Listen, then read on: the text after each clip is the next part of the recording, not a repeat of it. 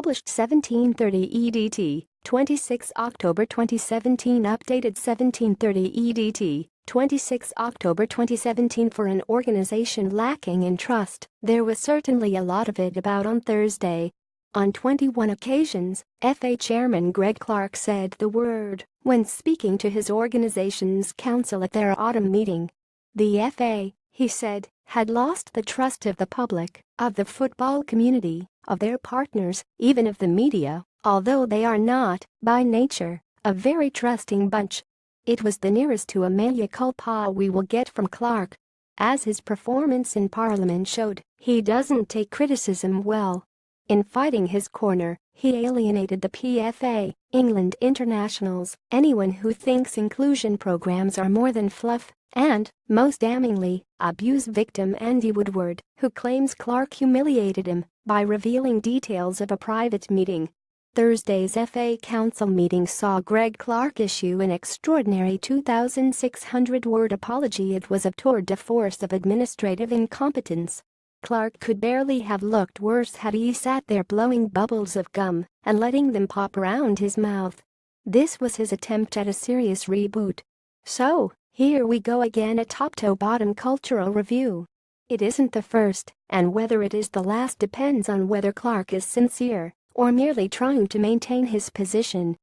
He made all the right noises about women, about ethnic minorities, but the FA make a mistake if they believe this crisis was merely about racism or sexism. Martin Glenn must be behind a serious reboot with a top-to-bottom transformation of culture. The FA chairman now has to show his organization values integrity above marketing spiel. It was about an organization that asked questions of their employees and then didn't want to hear the answers. A body that held an investigation in which chief judge and chief witness were the same man. It shouldn't really have required a storm, as Clarke had it, to blow through Wembley to appreciate this was wrong. Mark Sampson was removed from his post as England women's manager over evidence the FA had sitting in a drawer. From the start, they have cared more for their brand and reputation than they have for conducting an investigation worthy of the word.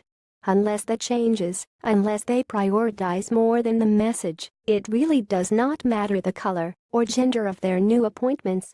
The FA were not willing to listen to concerns from the likes of England women's star Ine Aluko. Jack Warner and Jeffrey Webb were as corrupt as any white guy during their time at FIFA. Heather Rabbits was as inept as any man the day she appointed Michael Johnson, a former footballer who had admitted finding homosexuality detestable, to her FA Inclusion Advisory Board. Yes, greater representation for women and ethnic minorities would help modernize the FA.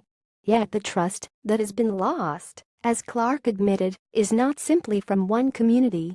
It is trust in the FA to do what is right and to see it through, regardless of consequence. It is the trust to value integrity above marketing spiel. It is the trust to recognize what is important. Do that, and Clarke will be worthy of his position. Compromise and no fine speech will save him.